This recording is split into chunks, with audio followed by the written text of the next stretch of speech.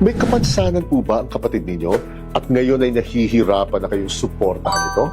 Tara, magkape't mag-usap muna tayo. Dahil may mga limitasyon po ang ating batas pagdating sa mga usaping ganito.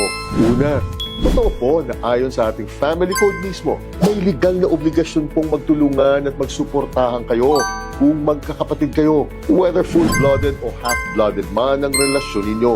Maliwanag din po na dapat sakop ng suportang ito ang pagkain, ang pananamit, pamamahay, pagpapagamot, pagpapaaral, at pamasahe ng kapatid ninyo. Kaya nga kapag may disability o may kapansanan po ang kapatid ninyong ito, considered po bilang bahagi ng suportang pagpapagamot ang pag-aalaga po dito. At magpapatuloy po ang pagbibigay ng suportang ito kahit nasa legal age na po ang kapatid ninyo hanggat may kapansanan pa po ito. Subalit ang pangalawa, bago po mapunta sa inyo ang obligasyong ito, kailangan po munang mapatunayan na wala pong kakayahang magsuporta ang asawa ng kapatid ninyo.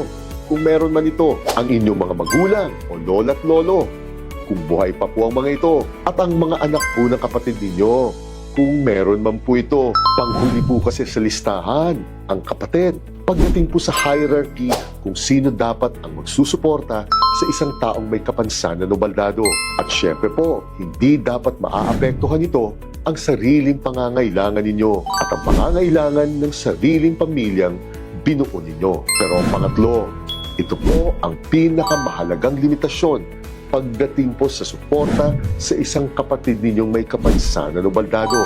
Dapat po ang uri ng kanyang kapansanan ay nakakapagpigil po talaga dito upang siya ay makapagtrabaho ng matino at kumita para sa sarili nito, whether physical o mental man po ang kapansanan nito.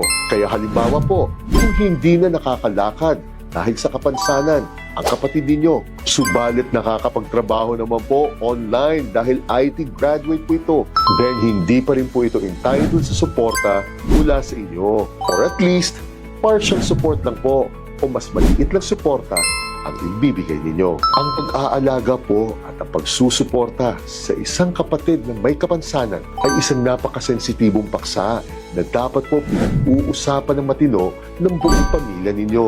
At hindi lang po ito dapat dinidesisyonan ng iisang tao, lalo na kung panghabang buhay po ang kapansanan o ang kalagayan nito. Jeanette.